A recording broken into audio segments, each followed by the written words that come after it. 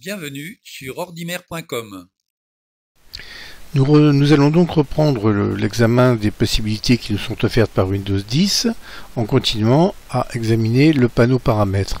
Alors nous en étions restés à réseau et internet, nous passons donc à la rubrique personnalisation. Le premier titre de cette rubrique, c'est la possibilité de modifier l'image qui est en arrière-plan sur le bureau.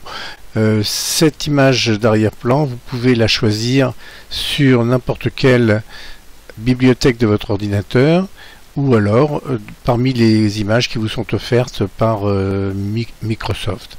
Vous pouvez également choisir ou une couleur unie ou un diaporama qui se trouve dans les bibliothèques de votre ordinateur.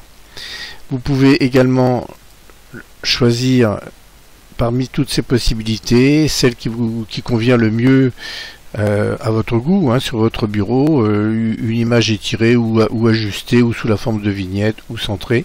Enfin, ça, si vous n'avez pas une idée précise de ce qui convient le mieux à votre goût, eh bien vous pouvez faire des essais évidemment et revenir à tout moment sur une autre image. En ce qui me concerne, j'ai choisi une application qui s'appelle Bing Bureau, un petit logiciel gratuit qu'il est possible de télécharger sur internet et qui permet de changer l'image tous les matins, tous les jours, entre 9 h et 10 h du matin. Mais nous en parlerons dans le chapitre que j'ai appelé les astuces. La rubrique d'après vous permet de choisir une couleur en fonction de la couleur principale de l'arrière-plan. Donc ça aussi nous en reparlerons dans les astuces avec Bing Bureau. Alors l'écran de verrouillage, c'est l'écran qui apparaît lorsque votre ordinateur se met en veille. Donc là c'est pareil, vous pouvez choisir une image sur votre machine ou aller la télécharger sur internet. C'est vous qui décidez de cette possibilité. Alors il y a d'autres chapitres que je vous laisse découvrir qui n'ont pas un intérêt particulier mais qui sont liés en fait aux applications que vous pouvez télécharger sur Windows Store.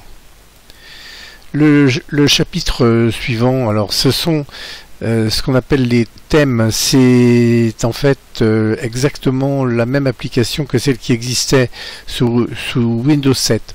C'est-à-dire que vous pouvez télécharger sur internet un certain nombre de thèmes et les projeter en quelque sorte sur votre écran en fonction de votre goût. Alors les chapitres suivants s'intéressent plus particulièrement aux paramètres audio. Vous pouvez modifier les sons qui apparaissent par exemple lorsque certaines informations sont données par Windows. Donc je vous laisse tester. Ce qu'il faut savoir c'est que c'est à ce niveau-là que vous pouvez les déterminer.